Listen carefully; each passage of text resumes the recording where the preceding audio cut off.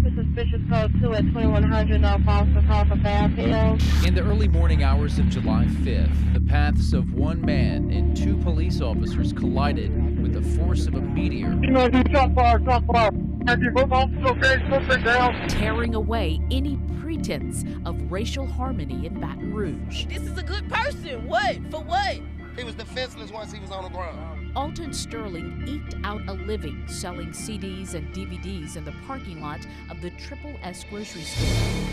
Well, Michael, the impact fees have been up in the air for years, and the Parish Council wants to take action tonight. They say the average new home buyer will pay about $1,900.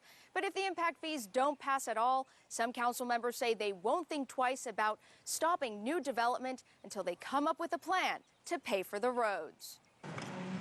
Brick by brick, layer by layer, and one scrape after another, this new home is almost done.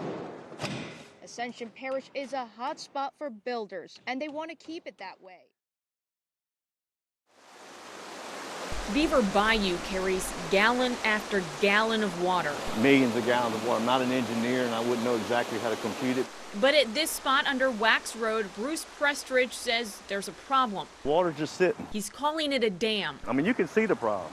That's a dam. Prestridge lives about a half-mile from here. Over the last year, since the construction of a sidewalk, the water has been filling the bayou. Rushing water of the Mississippi River, topping this levee, filling this farmland. Tonight, ducks are floating on the soybean fields of the Morganza floodway, and rising water is reaching the Outer Banks. 73, was the first time that it flooded. Now we crossed over the bridge and went, wow, that is beautiful. And we'll be able to retire and then enjoy just the beauty of this place. Finding perfection is never easy. You know, we prayed a lot about this before we bought it. But Mark Martin says when he set his eyes on this waterfront property, he found just that. The beautiful 50-foot of waterfront with the piers, you know, it's just gorgeous. He purchased the land that sits on the Amite Diversion Canal. It's already set up with electricity, 2 docks, and even an address. Martin was ready to build. Lots of storage area upstairs. And as he laid out the plans of his dream home, we're ready. All of a sudden, he was blindsided. She's been on the phone trying to find another room.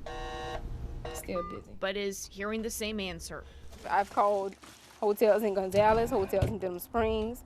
There is no more hotels. All of them are booked. FEMA says it doesn't have any control over hotel booking, and hotels have been busy. This one is booked too, but there are plenty of hotels that do have availability in Louisiana that participate in the shelter assistance program. They just might be a hike to get to. Burkhalter says one of her safe deposit box keys had been out of her sight for about 2 weeks. She went to the bank that day, opened the box, and noticed her property was missing. Totally shocked. The Baton Rouge Police Department says this case remains active and under investigation, but there's just not enough evidence to pursue criminal charges at this time. And Whitney Banks says it does not discuss personnel matters. It is a popular place for thousands of students at LSU. A mix of college bars and apartment living. A mix that brings a spoiled ingredient. He lifted up his hoodie and he had blood seeping out of his white shirt. There is trouble.